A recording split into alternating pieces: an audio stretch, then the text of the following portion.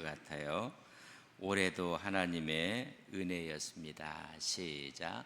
올해도 하나님의 은혜였습니다. 또 하나 더 붙이겠습니다. 올해도 하나님의 은혜였습니다. 축복합니다. 시작. 하나님의 은혜였다고 우리가 고백을 하는 것은 단순한 그저 감사했다, 하나님의 그저 은혜였다 라는 인사가 아니라 여러분의 신앙의 고백이 됐으면 좋을 것 같아요. 늘 우리가 인사를 해요. 뭐 안녕하십니까, 편안하십니까 이렇게 인사하는데, 오늘 우리가 인사한 것, 올해도 하나님의 은혜였습니다, 축복합니다, 이 말이 그저 단순한 인사가 아니라 우리의 신앙의 고백을 담아서, 이제는 신앙의 고백을 담아서 한번 인사합시다. 올해도 하나님의 은혜였습니다, 축복합니다. 시작. 우리의 삶의 고백과 신앙의 고백을 담아서 2025년 하나님의 은혜였습니다, 그리고 그런 마음으로 축복합니다, 이것이 우리의 신앙의 고백이 됐으면 좋겠다. 이스라엘 백성들이 여러 가지 여건과 상황 가운데 하나님의 인도하심을 늘 그들이 기억하려고 했습니다. 출애굽을 해서 저들이 40년 동안 광야 인생을 걸어온 후에 마지막 요단강을 건너갑니다. 여호수아가 이제는 대권을 갖고 건너갔을 때 요단강 가운데에 있는 열두를 취해서 여러분 그걸 가져다가 여러분 단을 쌓아요. 하나님이 도우셨음을 저희들은 기억하고 싶은 것입니다. 성경에 보면 이렇게 기록해 놓고 있습니다.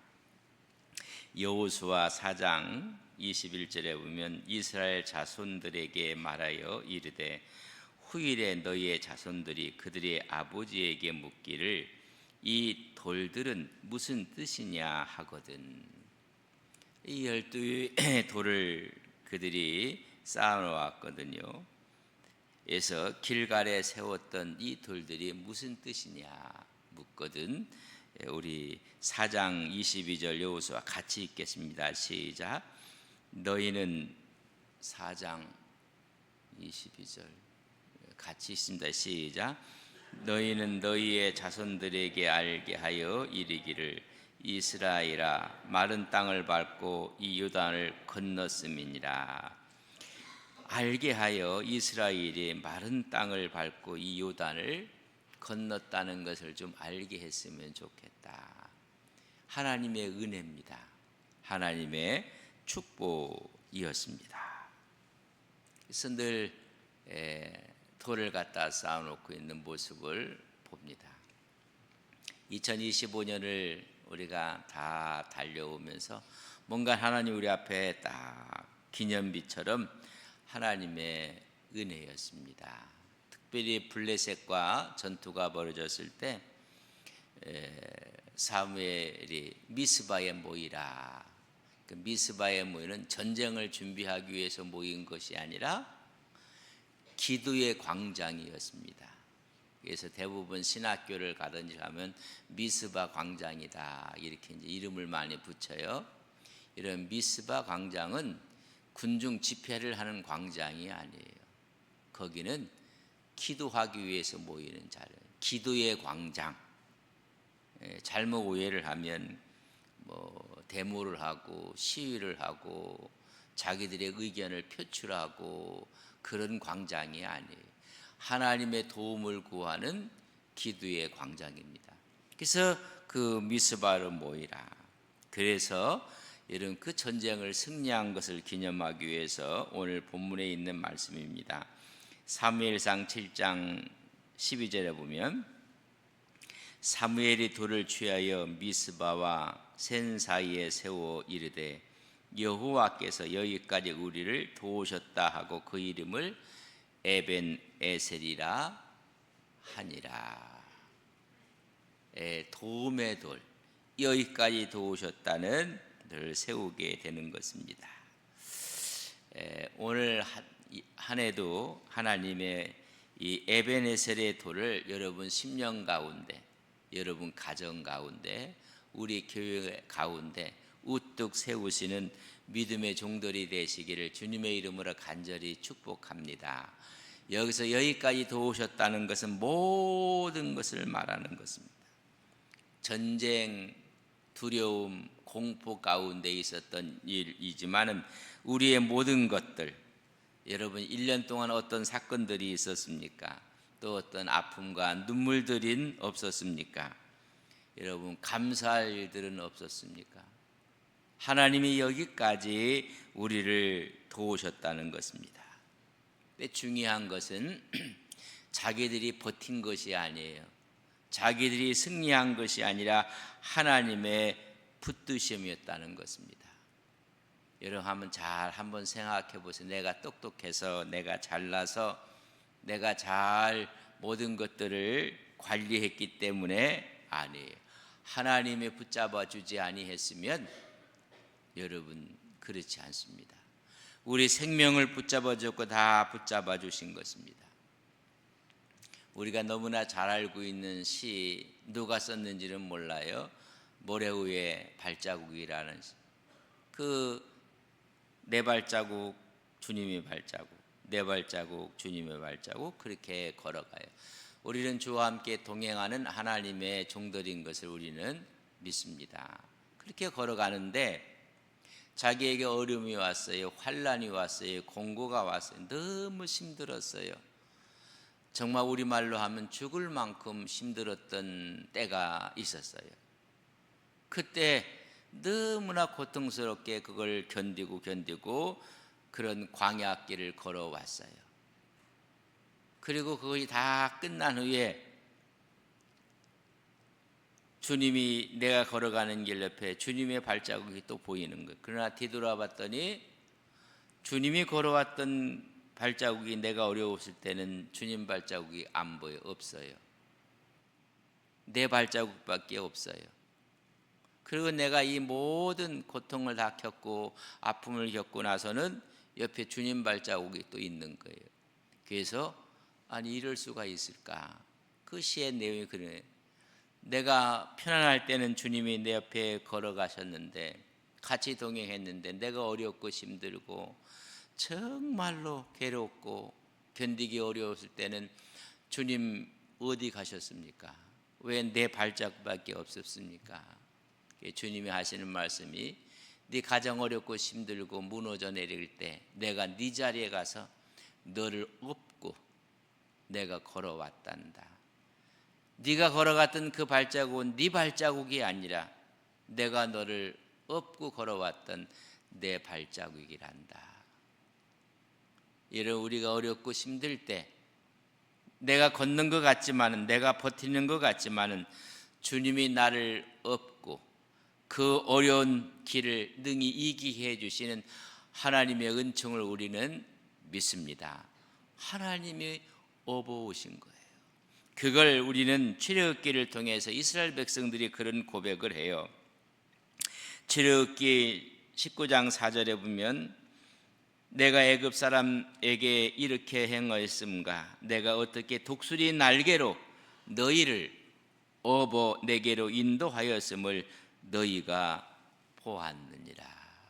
광야 인생 여정 가운데 하나님이 독수리가 돼서 너희들 날개 위에 업어 내가 여기까지 왔느니라.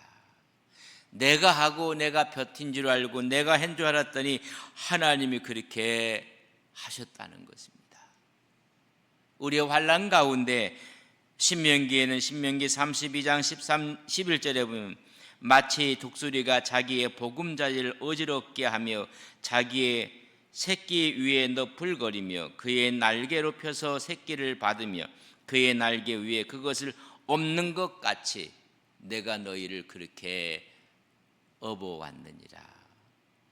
어느 때는 떨어뜨리기도 하고 업기도 하고 다시 떨어뜨리기도 하고 하나님이 강하게 훈련시키는 독수리의 세계처럼 하나님이 너를 그리 했느니라.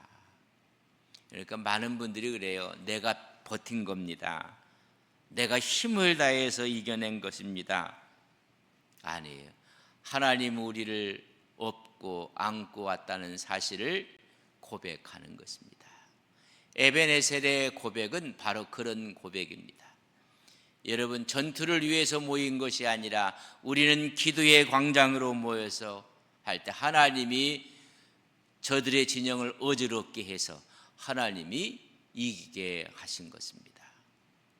여러분, 한 해를 지금 다 마무리하며 이제는 12월 달을 한 달을 지금 우리가 남겨놓고 있는데, 이런 고백이 우리 성도님들의 고백이 되시기를 주님의 이름으로 간절히 축복합니다. 그래서 내가 나된 것은, 바울은 다 하나님의 은혜였다 이야기를 해주고 있는 모습을 봅니다. 고린도전서 15장 10절에 보면, 그러나 내가 나된 것은 하나님의 은혜로 된 것이니, 다 하나님의 은혜로 된 것이니 내게 주신 그의 은혜가 헛되지 아니하여 내가 모든 사도보다 더 많이 수고하였으나, 이 일도 하고 저 일도 하고 많이 수고하였으나 내가 한 것이 아니요 오직 나와 함께 하신 하나님의 은혜였다. 하나님이 붙잡아 주셨고 하나님이 힘을 주셨고 하나님께서 여기까지 함께 했음을 고백드리는 것입니다. 우리는 우리의 모습을 주님 앞에 내어놓기를 원하는데 아니에요. 오늘 바울은 이야기하길 다 하나님의 은혜였습니다. 나의 능력으로 수고하고 나의 힘으로 행한 것이 아니라는 것입니다. 하나님의 은혜였음을 고백하는 것입니다. 여러분, 하나님께서 붙들어 주지 않고 하나님께서 받아주시지 않고 업어주시지 아니했으면 불가능한 일입니다. 그래서 신앙의 여러분 정체성이 어디서 나타나냐 하면 은혜에서 나타나요. 여러분, 구원도 너의 행함으로 하는 것이 하나님의 은혜라. 여러분, 구원이 은혜라면 모든 것은 다 하나님의 은혜인 줄 우리는 믿습니다. 여러분, 은혜와 한 쌍을 이루는 것이 뭐냐면 그게 감사예요. 여러분, 은혜가 마음속에 느껴지는 순간 하나님 감사합니다. 차를 운전하기 때문에 아주 아슬아슬한 순간들이 있어요. 큰 사고가 날 뻔했는데 아유, 하나님 감사합니다. 하나님의 은혜입니다. 이건 한 쌍이에요. 하나님의 은혜를 깨달으면 여러분 감사가 나와요. 근데 어떤 분은 내 마음에 감사가 없다 생각하면 하나님의 은혜가 여러분 마음속에 느끼지 못하는 거예요. 다 내가 한 거예요. 내가. 그 은혜가 될 수가 없어요. 내가 10% 했는데 하나님이 90% 하신 거예요. 은혜예요. 그래서 내가 90%하고 하나님이 10% 했다니까 하나님은 보지 역할을 한 거예요. 내 인생에 하나님이 키를 갖고 있는데 모든 것이 여기까지 인도하심이 내가 나된 것이 하나님의 은혜였다. 바울은요, 얼마나 많이 고난과 고통을 받았는지 몰라요. 자기가 버틴 줄 알았더니 하나님이 붙잡아 주신 은혜였다는 것입니다. 40의 감암매를 5번 맞고 강의 위험과 바다의 위험과 수많은 아픔과 고통을 자기가 견뎌온 줄 알았는데 하나님이 붙잡아 주셨다는 것입니다. 내게 은혜로다. 그래서 그는 나는 날마다 죽는다며 하나님께 감사를 드리는 것입니다. 신앙의 기초, 신앙의 가장 근거가 뭐냐 하면 뿌리가 은혜예요. 은혜를 깨닫게 되면 여러분 감사가 나와요. 근데 이 은혜가 무너지면 모든 것이 무너지는 거예요. 그러니까 불평이 나와요. 여러분, 은혜가 무너지면 사람은 불평할 수밖에 없습니다. 우리가 지난해 100주년을 지냈어요. 참 많은 일들을 했어요. 누가? 하나님이 붙잡아 주셔서 하셨습니다. 이제 101년을 지나고 내년엔 102년째 우리 교회가 여러분 달려가게 될 것입니다. 이것도 하나님의 은혜입니다. 개인적으로도 하나님의 은혜요, 우리 교회도 하나님의 은혜요, 우리의 가정도 하나님의 은혜인 것입니다. 이런 은혜가 계속 우리의 심령 가운데, 우리의 가정 가운데, 섬기는 교회 가운데 함께할 것을 믿습니다. 어디에 있으면, 주 안에 있으면, 주님과 동행하면, 내가 어려울 때 나를 업고 건너시는 주님이 우리에게 있음을 우리는 믿습니다. 잘 걸어가다가 내가 어려우면 주님 내 길 위에 오셔서 나를 업으시는 것입니다. 여러분, 아이들과 부모가 함께 손잡고 가요. 참 애가 건강하고 해서 같이 걸어가요. 그러다가 이제 더 이상 아이가 걸을 수가 없고 아프다고 하면 어떻게 해요? 아기 앞에 가서 업어요. 그 다음에는 우리 애가 걷는 그 발길 위에 아이의 발걸음이 아니라 부모의 발걸음이에요. 여러분, 아픈 아이가 걷지 못한다는 어린아이 그 앞으로 가서 여러분 그를 업는 것입니다. 분명히 애기 발걸음이 있었는데 애기 발걸음, 부모가 그래서 애기의 발걸음이 아니라 엄마의 발걸음이, 그래서 애가 이제 엄마 나 걸을 수 있어 하면 내려놓고 여러분 두 발걸이 가는 거예요. 인생이 힘들고 어려울 때 여러분 걱정하고 근심하는 것이 아니라 하나님께 기도할 때, 이스라엘 백성을 독수리 날개로 인도했던 거, 업어 인도했던 것처럼 우리 하나님께서 우리를 친히 안아주시고 함께 하실 것을 우리는 믿습니다.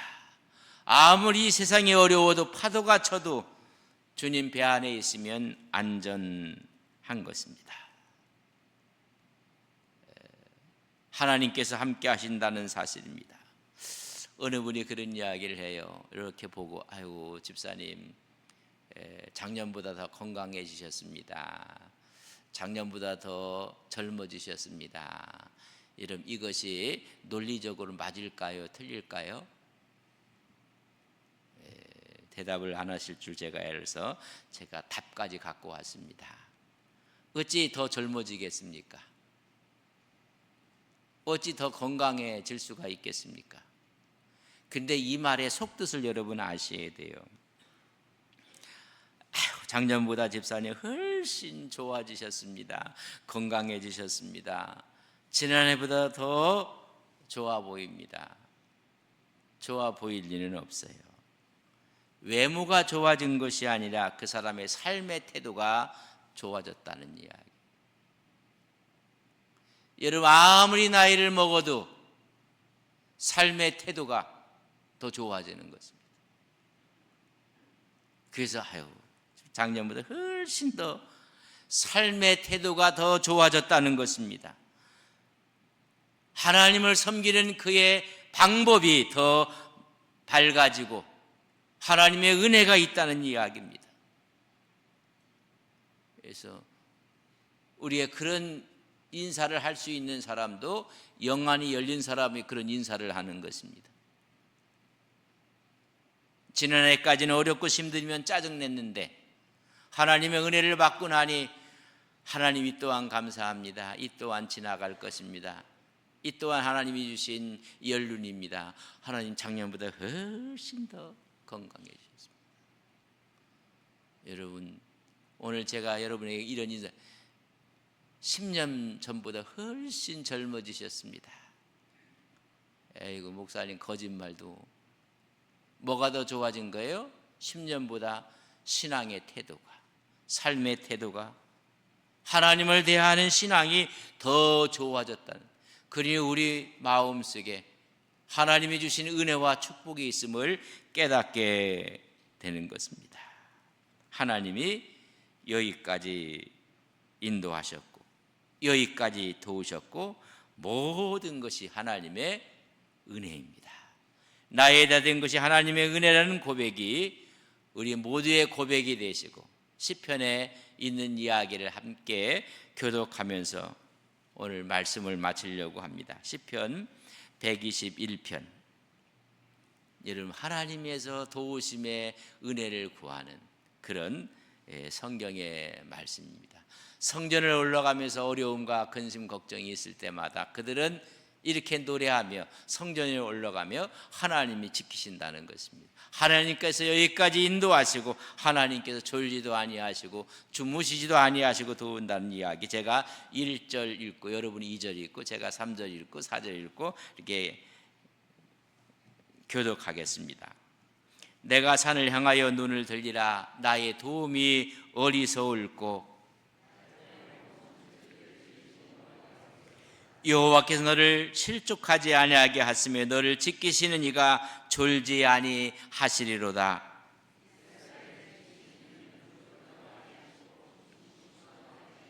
여호와는 너를 지키시는 이시라. 여호와께서 내 오른쪽에서 내 그늘이 되시나니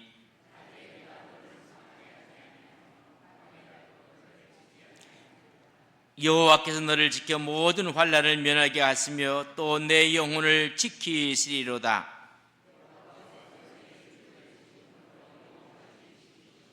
할렐루야. 하나님이 영원히 지키실 것입니다. 하나님, 여기까지, 아니 지금까지, 또 다른 한 해를 지면 거기까지 하나님이 인도하신 모든 것이 하나님의 은혜입니다. 이런 고백이 우리 모두의 신앙의 고백이 되시기를 주님의 이름으로 간절히 축복합니다. 기도하겠습니다.